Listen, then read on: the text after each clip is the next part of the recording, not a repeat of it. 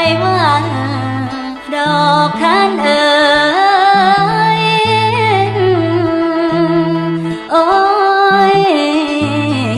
พ่อแม่เอ๋ย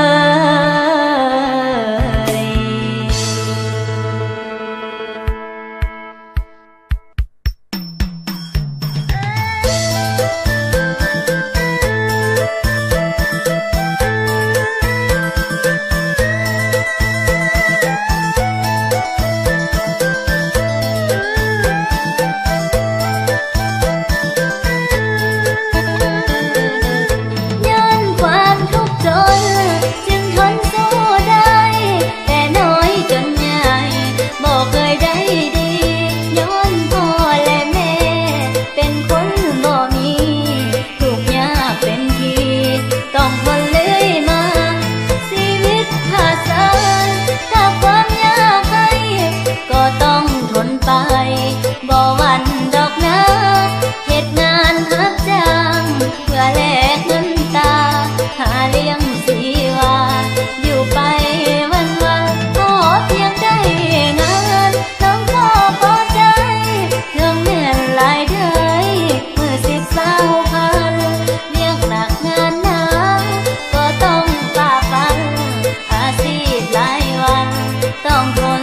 ประจำพุดของสาวนาถ้าเห็นก็น้อยย้อนความหูน้อยจึงต้องยอมทำตากแดดตากฝนจนหน้ากำดำก็เฮ็ดประจำบอกเคยได้เศร้า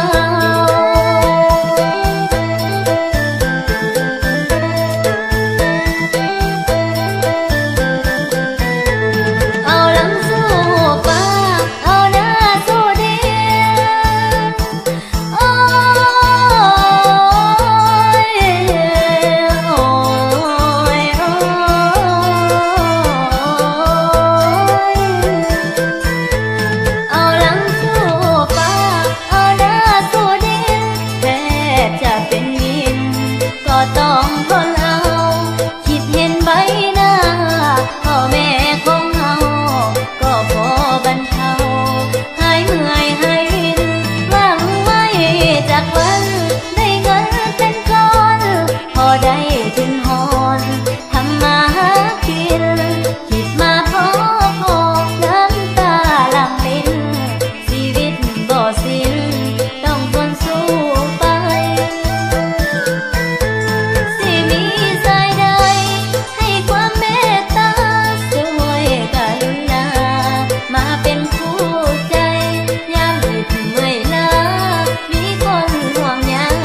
เป็นกำลังใจให้กันและกัน